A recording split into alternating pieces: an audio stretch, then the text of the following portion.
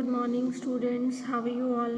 देखिए बेटा, हमने क्लास 8 में चैप्टर नंबर 3 फिनिश कर लिया है और अब हम चैप्टर नंबर 4 और 5 को स्किप कर रहे हैं। पहले हम चैप्टर नंबर 6 शुरू करेंगे। वीडियो नंबर हमारा ये 46 होगा। हम ये चैप्टर इसलिए स्टार्ट कर रहे हैं क्योंकि ये बहुत इंटरेस्टिंग भी है और मैथमेटिकल है, तो ऑनलाइन आपको बहुत अच्छे से समझ आ सकता है। चैप्टर का नाम है वर्ग और वर्गमूल, जिसके बारे में आप 7th में 6th में पढ़ते आ रहे हैं, वर्ग और वर्गमूल में।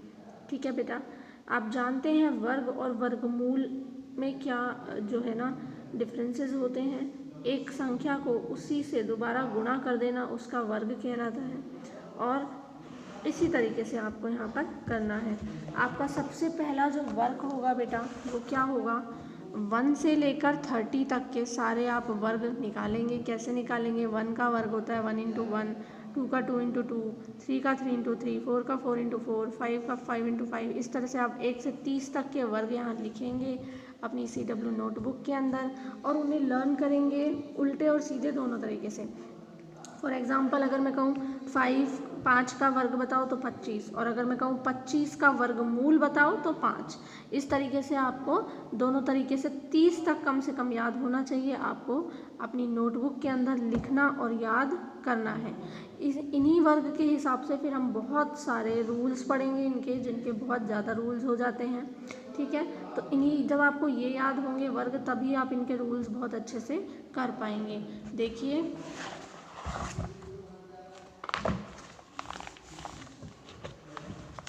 आपसे इस तरह के क्वेश्चंस पूछ सकते हैं कि दी गई संख्याओं के बीच पूर्ण वर्ग संख्याएं लिखिए।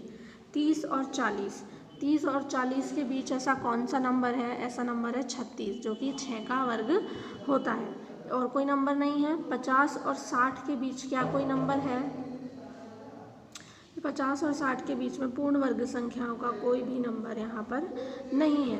तो अब हम वर्ग संख्याओं के जो गुणधर्म होते हैं उनके बारे में अगर बात करेंगे तो ये बहुत ही इंपॉर्टेंट है। देखिए, यहाँ पर आपको वर्ग और संख्याएं 1 से 20 तक दी हुई है। मैंने आपसे 30 तक की कहा है, 20 तक तो आपको यहीं पर दिया हुआ है।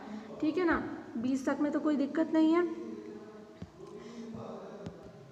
देखिए, इन वर्गों में आप एक बात ध्यान रखिए, 1 के वर्ग में इकाई अंक 1, 2 के में 4, 3 के में 9, 4 के में 6 और 5 के में 5 ही होता है। इसके अलावा 6 के में 6, 7 के में 9, 8 के में 4 और 9 के में 1। इकाई अंक पर यही नंबर हैं। यहाँ पर आपको देखिए 2, 3, 7 और 8, 2, 3, 7 और 8, ये 4 ऐसे नंबर हैं जो कि किसी भी संख्या के वर्ग में नहीं हो सकते हैं। क्लियर बात है ना ये। तो इस तरीके से हम ये क्वेश्चंस कर सकते हैं कि अगर हमसे सिर्फ देख के बताया जाए कि कौन सी पूर्ण वर्ग है या कौन सी नहीं है, तो हम इन्हें देखकर बता सकते हैं। इसमें पीछे 7 आ रहा है, ये तो हो ही नहीं सकती। इसमें पीछे 2 आ रहा है, हो ही नहीं सकती। पीछे 8 आ रहा है, हो ही नहीं सकती है। ये हो सकती है ना।